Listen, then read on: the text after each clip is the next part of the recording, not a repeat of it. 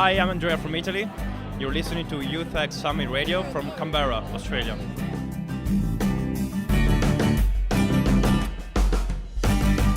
Global megatrends in agriculture were the focus of the morning of Day 2 of the 2015 Youth Ag Summit, and with 100 delegates from 33 countries, the discussion was, not surprisingly, wide-ranging. The Youth Ag Summit is being held in Canberra, Australia this week, hosted by Bayer, along with the Future Farmers Network, with the theme Feeding a Hungry Planet. The Megatrends session featured presentations from speakers representing CSIRO, Rabobank, Monash University, and culminated with a talk from Her Excellency Naila Chauhan, High Commissioner for Pakistan in Australia. Rohit Fen from India says it was an interesting, multifaceted discussion about the many forces that act on agricultural industries. India's largely small farm holdings, so it's a lot of farmers working sometimes as subsistence farmers, which means they make just enough food for themselves and a little bit more for a basic amount of money, really. And there is a lack of social support and education, and there's quite a high illiteracy rate among farmers as well.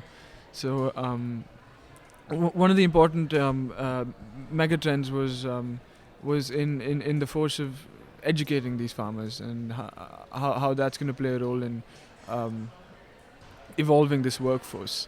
Rohit says the role of education has been widely recognised by delegates as one of the biggest problems facing agriculture. We've had these breakout sessions where all of us get together and talk about the 15 themes that have been laid out, and we're trying to narrow out the most important ones, the most pressing, urgent problems, and education and training this workforce seems to be, everybody seems to be in agreement that that's the most important theme. It's also an area of great importance for Canadian Courtney O'Neill, who wrote an essay on the subject when she was selected as a delegate for the Youth Ag Summit. Delegates are voting during the summit on the top 5 themes to form the basis of a declaration which will be taken to the UN in October this year, and education is clearly a priority so far. So I formed the basis of my essay on education, which is actually on day 2 sitting at the top of our delegate list.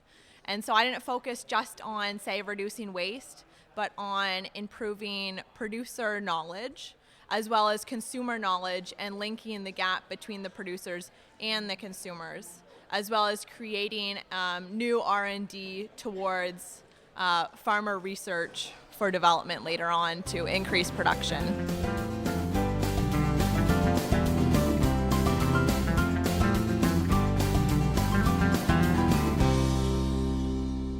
In the afternoon, delegates moved down the street to the National Press Club, where a solutions marketplace involving a range of organisations working on sustainable agriculture lay in wait for them, as the United Kingdom's Lydia Jeffs-Jury explains. It's really an opportunity for all of the delegates at the summit to sort of learn a bit about all these different areas from the industry and looking at what their solutions are to sort of helping address global food insecurity or the security issues that we're going to have in the future.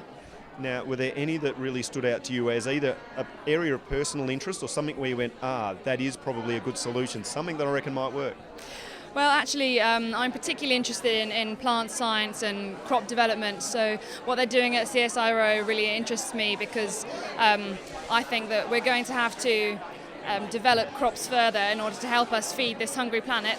So I believe that trying to develop crops which will protect themselves against disease and perhaps pests may be a way forward rather than, of course, using lots of agrochemicals.